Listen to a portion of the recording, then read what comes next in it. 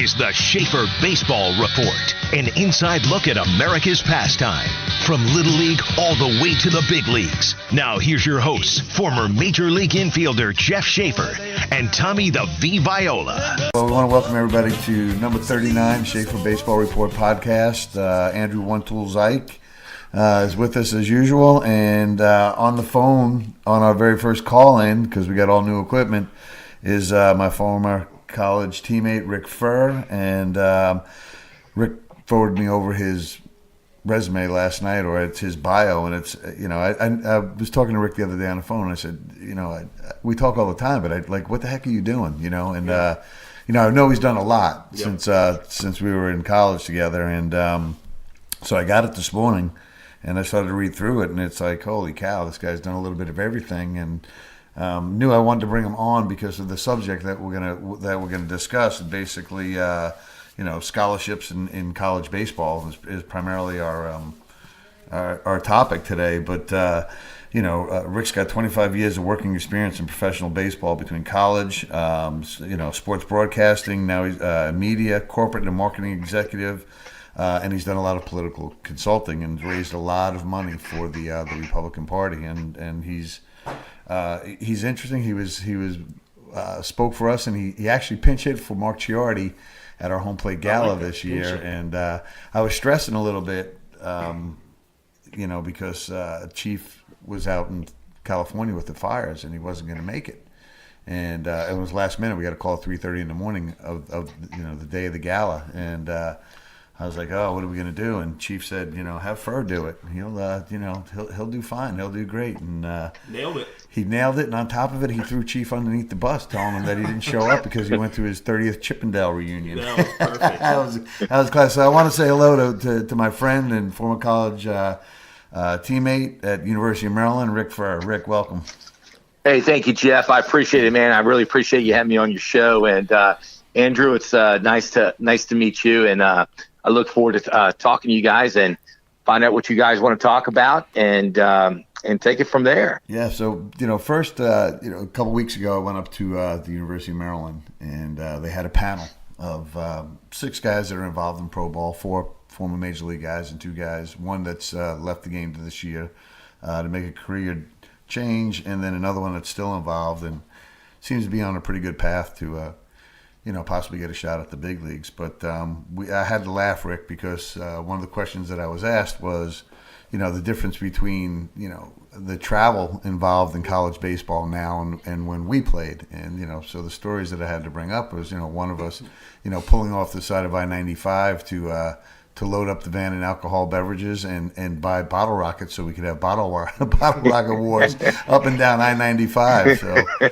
oh yeah, it was a thing, man. And I remember, you know, we always remember your car and our car. I think in our station wagon, people don't remember. I think we had Neil Herrick and Mark Pullman and a couple of the straight guys, you know. And your car was like the guys that were ready to tear down a door. Yeah. Man, we walked in as freshmen, and there were 3 of us that ended up starting, and it was up the middle. It was I was at second, Bobby Zaverick was at short, and Tony Larioni was our center fielder. So we kind of anchored, you know, as freshmen. It was pretty cool. It was pretty interesting, especially at the involved in the ACC, and we bought matching hats. We were irritating, like he's saying. We bought matching hats, matching shirts. They were bowling shirts, and we called ourselves the Bad Brothers.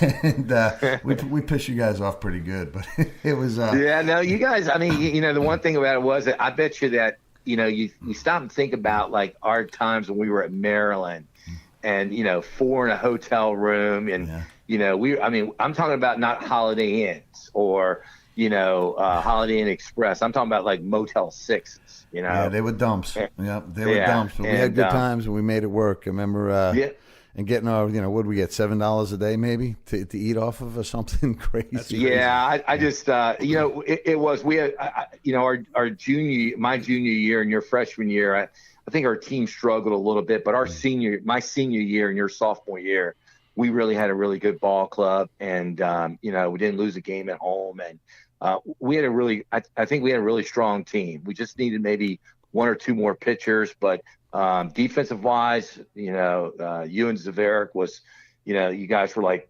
bookends up the middle, man. I mean, nothing getting through you guys. And, we had some good speed on the team, and we had some good hitters. And, Jordan was a great catcher. And, Sinopoli and, Scott Smith were our, 1-2 pitchers. And, we had Tim Gordon, freshman, third baseman, your buddy, Yep. Yeah. And Gordon, I think hit like 11, 12 home runs his freshman year. And, it was a good time. It was a good time. And, I think we finished second that year in the ACC, and we beat some teams that got to the regionals. And of course, college baseball back then was not like it is today, Yeah, we did. We did finish second in the ACC. The interesting part about that back then was you had to win the ACC to advance into the regionals. You couldn't. That's right. And at large bid. And so we were with Chiardi was there with us, Mark Chiardi, who's now a movie producer and produced The Rookie and Invincible and Secretariat, and we can go down a list of movies. Been very successful. But Chiardi, we were at North Carolina, and Chiardi was facing Brick Smith, who Brick lives here in town in Charlotte, and he gave up that home run, and Chief is still scarred by it. Well, I remember we were playing. We beat Georgia Tech both games down in Atlanta, and then we had to drive up to Clemson. And I remember Chiardi was a freshman, and he pitched the first game against Clemson, and we lost 1-0. And even today, even as a former college baseball coach in my past, I still look back at his pitching performance, and I think it was one of the best pitching performances I've ever seen from a freshman pitcher. I mean, we lost 1-0, and that ball club, Clemson, they were loaded. They had Tim Tuffle. They had probably 4 or 5 players, and they had Brown, Kevin Brown, and I mean they had some dudes. It was different. They were bigger, stronger, and faster than all of us. They looked like the teams of today. They were a talented group, but the whole process of recruiting and scholarships is something that we bring up on the podcast quite a bit, because it is a sore subject in baseball. And there was a great article, and the article actually it recycled back out because it was, it's a while back. It's about a year old, maybe a little bit more than a year old. But with scholarship limit, college baseball careers come with a cost, and we put it on social media, and it got a lot of attention. Obviously, it did blow up, yep. And it's something that probably needs to be recycled again through social media. A lot of times you'll put something out and you won't see it again for another year or two. But this is something that every parent, every player out there needs to read. It's a great perspective from not only college players that are leaving the game with debt and leaving the college game with debt, but also how a college head coach has to actually manage manage a business is what it is. Yeah, I mean, Schaefer, I don't know what you and Andrew think about that article, but I know, I coached college baseball a long time ago, when college coaches were making like $10,000, $15,000, $20,000, after I left the University of Maryland. I was lucky to get, a graduate assistantship at Austin Peay State University. And we were in the Ohio Valley Conference. We were D1. And, at that time, I think the limited scholarships was like 9 or 10 scholarships. And now I think it's 11.7 scholarships. So it really hasn't moved up much since the 80s, and that situation. And I think today, and because you're around a lot of college coaches, you guys are, but I think what's frustrating for a lot of head coaches today are a couple things. Number one is the limited amount of scholarships that you have. And most teams have a roster of 35 players, and X amount of percentage of those players have to get some type of money in that situation. So you got to divvy out your money, and you got to think about how you're going to divvy out your money. Number two, I think one of the things that's really tough on head coaches is they're not giving head coaches enough assistant coaches to help do the job, because your pitching coach and your other head coach, other assistant coach, they're really a recruiting coordinator, and they're gone. Those two guys are gone all the time recruiting, because as you well know, college baseball, it's all about recruiting. It's about, getting kids in and building your program. So it's definitely not a level playing field when you are recruiting players. Coastal's kind of a freak story. Coastal Carolina winning the College World Series, I think in 2016, maybe a couple years ago, maybe might be 15. I'm not sure of the exact time, but not too long ago. And it's a great program. Everybody down here in the Carolinas know about the program, but when you're trying to compete on the recruiting stage, it becomes difficult because, like you said, there's 35 roster spots on a Division I program, and a fully funded baseball scholarship organization has 11.7 scholarships, and realistically, they're only allowed to spread it out amongst 27 players. That becomes difficult because you're trying to take care of the guys that are doing what they're doing for you at the time, and they might not have received anything when they came in. But you're also trying to build the best team you possibly can, and now you're negotiating against other schools on percentages of scholarship, and it may not necessarily be the right fit for you as far as the athletic side or even the academic side goes. But for the family, financially, it ends up being, the decision made because it reduces the debt when it's all said and done. Well, the thing. Schaefer, you are correct about this. And a couple things that I look at is like, let's go back to recruiting, because some schools have an advantage over other schools. Let's just take schools in the ACC and the SEC, for example. Most all the prominent programs have their max 11.7 scholarships. Okay. We all know that that's not enough scholarships to go around for these student athletes. All right. Number two is that if you're like in the state of Georgia, you have what we call the Hope Scholarship. So you can give somebody in the state of Georgia, you can give somebody who qualifies academic wise a scholarship where it's not coming out of your baseball money per se, your scholarship. It's coming out of the state of Georgia of the Hope Scholarship. Now, a student athlete has to, maintain a 3.0 average to keep that. But that's a huge advantage if you're a college coach, because if you're in a state that offers those kind of programs, and, Ron Polk was always a great college baseball coach at Mississippi State. And a lot of people, did not know that Mississippi many years ago had a program built similar to what Georgia has today, like of a Hope Scholarship, where there's money going into, certain athletes where they don't have to use up their baseball scholarship money. But if you take Alabama, state of Alabama, they don't have that. So if you're not recruiting those players or divvying up that money correctly, you're really competing at a disadvantage, per se. And, let's just take the state of North Carolina, for example. You got Mike Fox at Carolina, Elliott Avent at NC State. Let's just take those two baseball programs. They have the same amount of scholarships, okay? The bottom line is that they're competing to get the best players in the state of North Carolina normally, and they're also competing, up and down the coast. I mean, those guys work with people like yourself. I mean, think about all the players that you work with through your USA Baseball and all the connections that you have. These guys are recruiting 2 and 3 years out, and they know which players they want to get, where they want to come from.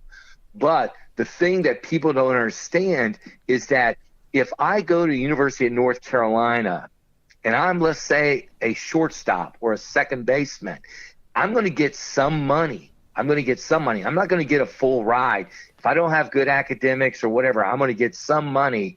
But at the end of the day, I still got to pay for my books, my boarding, some financial part of going to school if my parents don't qualify for GED or whatever. And that is really, I think that's what that article was really an eye-opener for, for Coastal Carolina. Here's kids playing in the College Baseball World Series, but they are now graduating and they're $100,000 in debt. Or more. Or more. That's right. And to me, that is, and you know this better than anybody by being around kids and coaching kids. And I've always said this when I was recruiting. There's nothing better than a bond between a parent and a child. There's nothing like it. And I just think it's horrible that the NCAA and these universities make millions of dollars in football and basketball, and these student athletes who are playing non-revenue sports, if they're not on a full ride, they're coming out and they're in debt. And I just think me personally, I think it's really bad for universities who really don't take these student athletes and say, you know what, I'm going to give you a return on your investment for you coming here to be an athlete. And I think that's a shame. I think that's an area that NCAA has to look at. So if the NCAA gave its blessing, right, then that's fine. But it's still up to the university to fund those scholarships. It's not coming from the NCAA. They're not giving everybody the amount of money. Now, NCAA gives revenues to schools that are involved on the football and basketball side, to television rights and programming and all that other stuff. Right. So, but in reality, you don't have that going on with baseball. So if you say, okay, every baseball team out there is going to be fully funded with 18 to 20 scholarships, right? Okay. Mm-hmm. So it's still up to the university to decide, okay, can we afford to give the baseball program, or do we even want to give the baseball program that kind of money? Because baseball programs, on an average, are upside down $750,000 every year.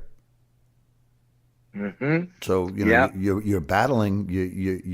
There's an uneven. It's not fair.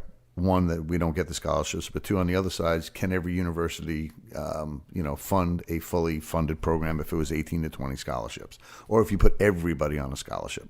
So it's not an easy formula. It's unfortunate. You know what I find even more unfortunate about all this, Rick, is that we live in the youth travel showcase baseball world, right? And we had our parent meetings the other day, and I'm trying to explain to parents that are 10, 11, and the parents of 10 and 11, 12-year-old players that you have no idea what you're heading down, what road you're heading down financially, because it's expensive to do this. So you think you're investing in your son's college scholarship potential, correct? But in reality, you've spent thousands and thousands and thousands of dollars just to make sure that he gets an opportunity to even compound his debt. Well, Jeff, the thing about it is that, going back to the NCAA, I think with Division I, and again, it might be different, Division II on their scholarships. I know Division III, there is no scholarships, in athletics, but I think the ruling right now for Division I for baseball is, I believe, 11.7 scholarships is what we were talking about. And I think, and even the NCAA, they control how many full-time coaches you can have in a baseball program. And they have this thing, what they call like this administrative job, where they finally got somebody, administrative job where a lot of baseball teams will pay this guy $50,000 or $55,000 to, be administrator, handle the travel, do all these certain things. But you can't recruit, you can't be in the dugout, right, coaching or certain things. And, to me, it's like, why are you handicapping a coach? Mm-hmm. Now, granted, that those people can help a head coach out with a lot of responsibilities. But I just think, when I look, and I'm a big believer in Title IX. I've always been a big believer in women having the same opportunities as guys. But where I draw the line for me personally, because I'm a business guy, is that why do we have programs out there that are costing university millions of dollars, for like women's basketball? They're like taking University of Louisville. They're like, last week, I think they were ranked in the top 5. They lost last year over $3.8 million in their basketball program. So what are you telling students basically? Yeah, we want Title IX, but the fact is I'm going to run a basketball program because they're going to have the same equal rights as men. They're going to travel on planes, first class, everything. But at the end of the day, you're losing $3.8 million out of your athletic budget. That's where I have a hard time with the NCAA, because I do believe people should have the equal rights to play. But you also have to be smart enough to know that I got to run my athletic department like a business, and I can't just be running deficits with sports programs. And it's frustrating as someone, you have such great passion for baseball and kids. It's really frustrating to see these young guys come out, graduate like at, Coastal Carolina, other schools around the state of North Carolina and South Carolina, and they're in debt. They're in debt. And that's the reality of it. And, and the thing about it is, and I told this to Eric Bakich. We both know Eric, who's the head baseball coach. He was at Maryland, and he's now the head baseball coach at Michigan. And I told Eric, I said, Eric, I'm going to tell you this right now. College baseball coaches, the next coach that you guys, if the NCAA approves another position for a head coach, you should bring a head coach in that knows baseball and knows business. And what you should really do is build a program where these kids come in. If they get the chance to develop and get into pro baseball, that's great. But the bottom line is you should have the responsibility that their return on investment, you should be helping these kids get internship jobs and get opportunities to make connections in the real world to help them that when they finish graduating, they've got a place to go in society and be successful in their career. And that to me is where the NCAA completely drops the ball, on a lot of non-revenue sports. Yeah, I think they rely on alumni more than they rely on the actual, in-house counseling at the college level. Because I remember having more counseling in high school than I did when I was at Maryland. Yeah. Yeah, I think if Coach Jackson wasn't in, we walked down there and there was Railroad, and if you tell Railroad that you needed something, he's like, boy, God, I hear you going down to Georgetown, have a night out on the town.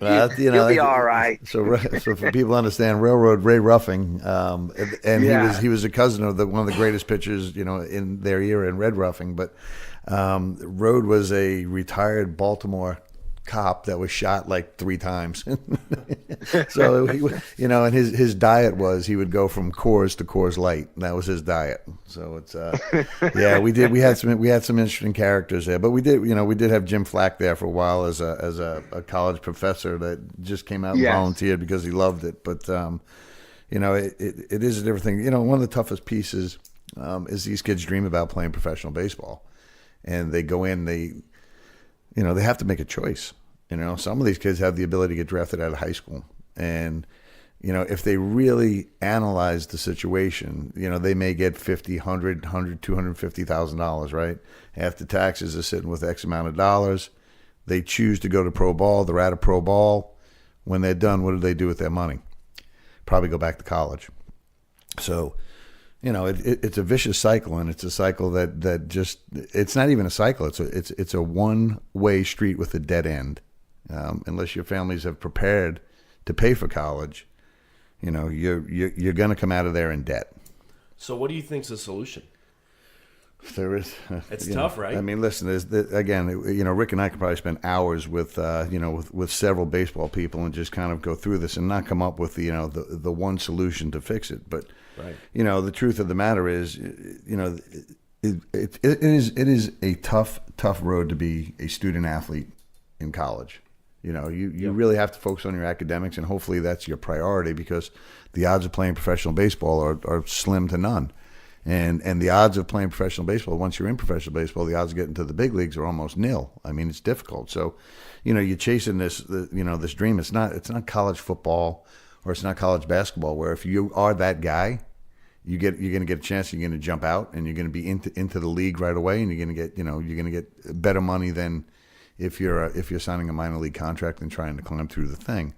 But then again, there's families. Gary Gilmore's talked about it. There's or it might have been O'Connor, but they've talked about kids coming out of high school that have the opportunity to get $50,000, $60,000, $100,000, and it's life changing for their family. So they're going to take that money because it's instant revenue, or they make the decision to go into college and come out without getting a paycheck, and you're in debt.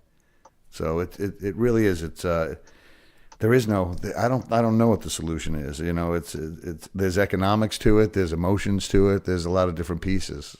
I don't know if you have a magic wand, Rick, or something that you've thought through about it. But it's more frustrating because we work hard to get these kids the opportunity to play at the next level, because that's part of their dream. But you also you're putting them in a rowboat with a hole in it, and it's eventually going to sink.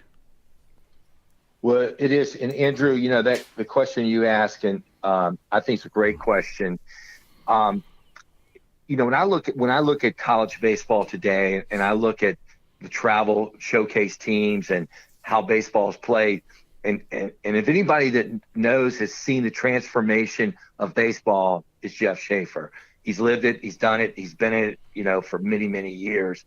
From my perspective, when I look back from my days when Jeff and I played, game of baseball has really changed. I mean, it's completely changed from when I was a assistant baseball coach in the 80s at Austin Peay State University. I mean, it's really changed in so many ways. But the one thing that I think is really interesting is that professional baseball and college baseball, they really compete against one another to some degree, which is okay. But I think that a lot of people should take a step back, and I think that professional baseball and collegiate baseball should find better ways to work together with each other. But they're competing for that athlete out there, and I've always said to myself, if I had a son and he was drafted in the first 5 rounds and he was offered $400,000 or $500,000, would I want him to take that gig, sign, and then part of that contract would be they would pay for his college education. It sounds great, but then as a coach, and I helped a friend of mine after the 2016 campaign elections with President Trump. I helped a friend of mine coach at an NAIA school, and I just saw the benefit of being around kids in Division II and NAIA, that they really develop better at a college level. If you can get to a good coach and a good program, a kid's going to get better. And I've always said that, Jeff. I mean, you've been around this game a long time. You got 2 boys, okay? Let's say your son. What advice would you tell people? Because I've always thought about, I've always been sitting on the fence about this. What would happen for your son to sign out of high school versus passing up college? What would it be? That's a really good question to ask me. Before both my sons were born, when Amanda was pregnant with Zach, I remember sitting on the back deck of our house and having this conversation, saying, okay, what if he's a first round draft pick? And she was adamant, no way, he's going to college, he's getting a degree, it's something that secures him for life. And I just said, but listen, what if it's $2 million? What if it's $3 million? What about then? So we debated. We kept having to, going back and forth. And she was, she stuck to her guns. She was a big believer in the education over the, over the money. But to me, my advice would be, and it is to other people that call and ask about the draft, is what's life-changing money? Can you take a piece of, your signing bonus and put it away that's going to be able to cover 4 years of college, and you still have money to enjoy life on, right? Mm-hmm. Not sign for what's going to cost you to go back to college if you don't make it. That's not life-changing money. That's just buying time, and hopefully you break through and you make it to the big leagues and you get, 2 supersized contracts and you never work another day of your life, which that's not even happening anymore. So that's the advice. Everything that you, in my opinion, every decision that you have to make, really, as we go on this life journey or this baseball journey, whatever it has to change our lives, and it has to change our lives for the better. And sometimes the decisions, that people are making think it's for the best, but it really isn't. It's a wash, and sometimes more times than not, it's a loss. Yeah, and it's tough too, because you've seen probably countless kids going to college and get hurt, and they don't have that chance anymore to go professional. Well, here's what we see: a lot of kids that we help get through the process, and they get into college, and they go their freshman year and they don't play, and they're not used to that, or they used to being the big dog the whole life and being something special, and they get there and they realize they're in a smaller pond with greater talent, and they hang it up, and then they realize, okay, that it's over. I'm not going to play professional baseball, and I really don't want to get up at 6 a.m. and go to training table, and then I don't want to go to go to class, come back, study, lift, do whatever, and they make the decision to move on. It happens all the time. Now, if I was getting paid, if I was getting a full ride, then I may just stick it out, right? Yeah. Right. You know, Jeff, the reason why it was great to hear your feedback on that, because I've always thought about like how would people answer that question. But I'll tell you this, as a former coach and someone who's worked in professional baseball as a GM in the minor leagues and been around the game, from both sides, if I was a parent, and I would say this to parents out there that have young kids right now playing baseball, okay, if I had a college coach come to my house, okay, and I knew that my kid could play D1, not the parent thinking that. I've got baseball people like Jeff Schaefer and coaches coming to my house saying, hey, your kid can play D1. So let's just assume that I'm a parent. I know that my kid can play D1. First of all, I would want my kid to go play for a coach where there would be good chemistry. It's very important, I think, as a parent, that you want to put your child in a position where they're going to not only achieve success on a field, but they're going to be with somebody that they can learn life lessons from as a coach. A coach has a very important role in a young man's life. So I would pick a program that, number one, that would offer me those things for my son. Number two, I'd look at the financial situation. What kind of money are they going to offer me for my son to play? Then let's say my son gets drafted. I would compare that. But the one thing that I think, and again, because I've been in both sides of it and I've been a business guy, but this is the one thing I would tell parents, very important, because they don't do this with their kids. They don't do this at all. I'd sit down and look at my kid right in the face, right in his eyes, and I'd say, I want to ask you something. Where do you want to live your life in the next 10 years? When you're finished college or you finish playing baseball, where do you want to live? Okay. Now let's say I live in Charlotte and I tell my father, or tell my, the child says, I want to live somewhere in the South. Okay. I want to live in the South. What parts of the South? I want to live in the North Carolinas or South Carolina area. I want to live close to the beach. That's where I like to finish up. That's where I want to live. Well, then right then that tells me I'm going to pick programs, baseball programs, that are going to help my kid be in an area where he's eventually going to want to live. The reason why is because now when I go to college, not only am I a student athlete, but I want my son to be able to network with all other types of individuals on campus. I think it's nice to have an athletic dorm, but parts of me over the years, I've really think athletic dorms sometimes hinder someone getting to know all types of people on campus. So I want my child to be able to network, to be able to know all types of people. So when they get through playing, if they go play minor league ball, that's great. But they're going to be in an area, they're going to be able to network, and they're going to know people where they'd like to live. That's the third thing that a lot of phases of parents don't look at. And the final phase that I look at is that I would go to the coach and I'd say, okay, I'm going to get X amount of scholarship money, but I also have to pay for this scholarship. Tell me what you're going to do as a return on investment. How are you going to help my son off the field? And that's something that parents don't do. And that's something that parents really need to start thinking about when they meet coaches. They need to start asking those questions, because Jeff, you said it earlier, and I can't tell you that you're 100% correct. Very few kids ever get the opportunity to play professional baseball, and they need to really worry about what their future is going to be after baseball. But those are things that I would do if I was a parent and had my son being recruited. Again, these are life-changing decisions, and it's not what's going to happen in the next 4 years, or am I going to be drafted after I'm a junior, or those are all valid points that have to be asked. So it's. It is such a bizarre process because one, like this whole conversation started off, these decisions that you're going to make is for the majority of people is going to end them up in debt, right? Right. And so to your point, if you're going to end up in debt, then you have to figure out how do you get the greatest value out of that debt, and that's where do you live, who you're going to network with, and I like that. I like that concept of not living in an athletic dorm. It kind of isolates you, and it kind of just puts you in a different. That was an interesting perspective that I never really even thought about. We talked you and I talked about it the other night about the party we had in La Plata, and we were all jumping on each other. Well, Right. it wasn't just athletes. It was, we almost suffocated a guy because he was on the bottom screaming, "I can't breathe! I can't breathe!" Right.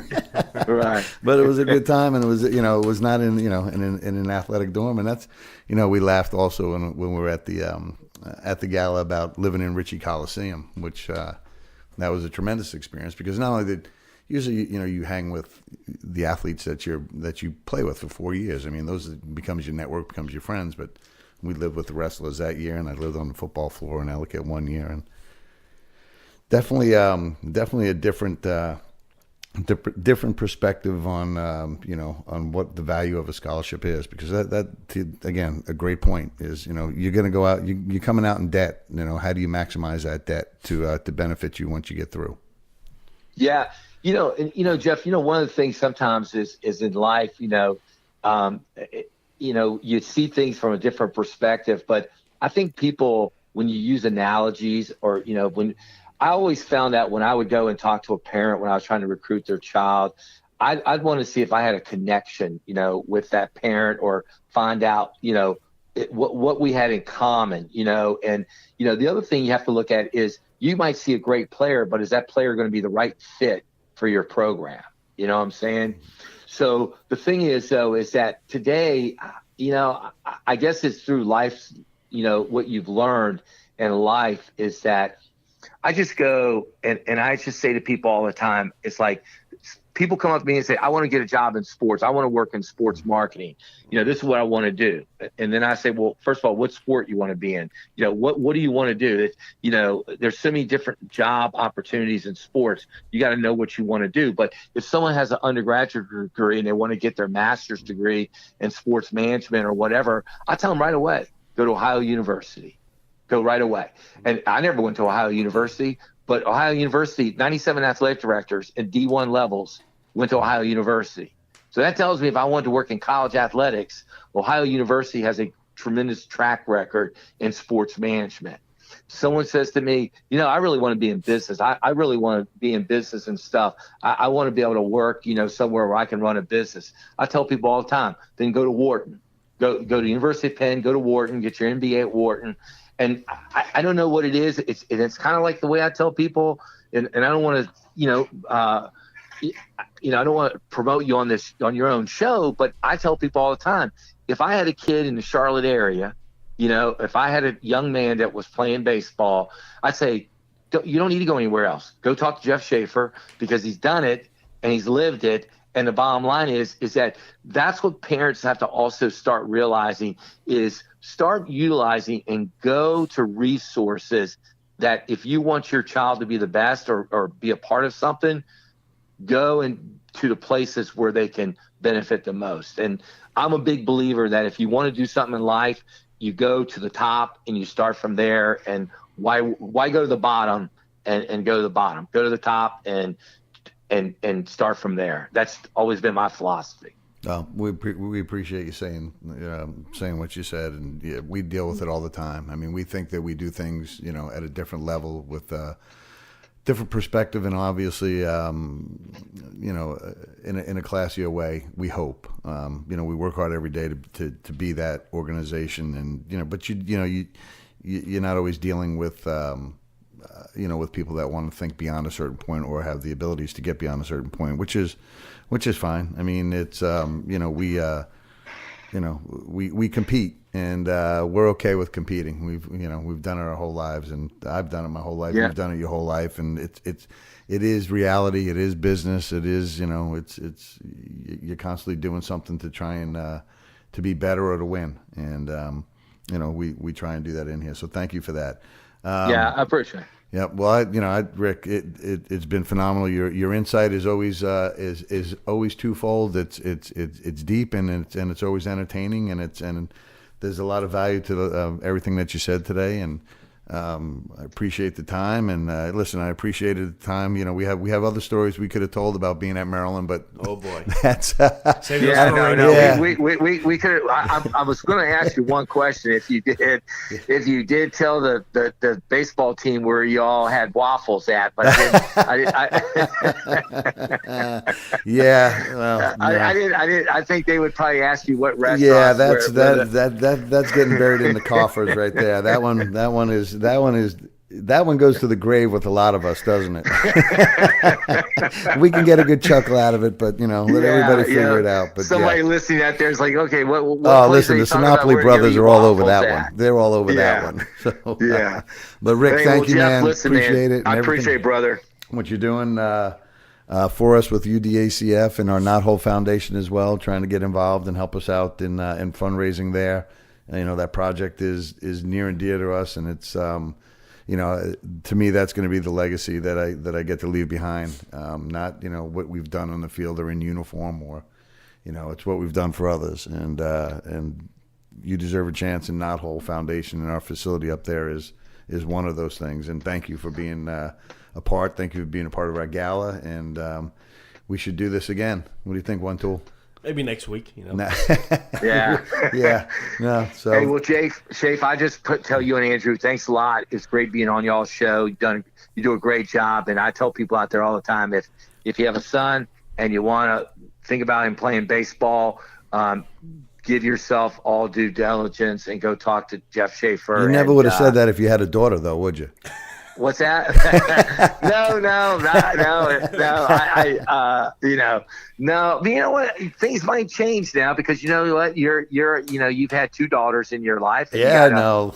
Believe me, you've been a great dad. You've raised two great girls.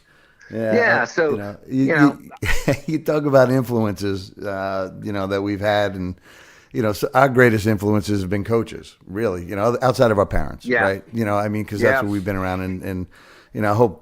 The coaches out there realize that. But, at the gala, for you and I, Rick, we got to honor our head coach at Maryland, Jack Jackson, who was 90 years old. And, you talk about people that change lives. My dad was one of them. Like I said, by law, it says he's my stepdad, but in life, he's my father. And then Coach Jackson was another one along the way. And I can run through, a few other guys along the way, and they were all coaches. And, you played for. A lot of people don't realize that you played for a guy that was from the Charlotte area when you were playing minor league ball. A lot of people were Grady Little. Grady, and I played with his brother Brian Little over at Lewisburg because Brian played at Garinger High School in Charlotte, and over there and. Grady Little, I only met him a few times, but they said he was a funny man. Funny guy. Some of the mound visits, when he comes out of the bench, go talk to the pitcher, and you come in from short, and I don't even. There's a whole book of those, man. It's beautiful. So there's characters all along the way, Rick, and but we're involved in the greatest game in the world, and it comes with some of the most big-hearted people, and like I said, some of the greatest characters. So I appreciate your time, and we'll be in touch, man. Thank you. Okay. Thank you, Jeff, and thank you, Andrew. Y'all have a great week and a great day, okay? And thanks, Rick. You got it, Rick. Thanks. So we got to make sure before you check out that we thank Eddie Buskey and Angel Buskey for EA Sports Fields and Clover Joe's in Charlotte in the French Quarter area. So if you want a sandwich, get a sandwich right there. All right, man. Well, we appreciate everything, and we look forward to doing this again next week. So peace out.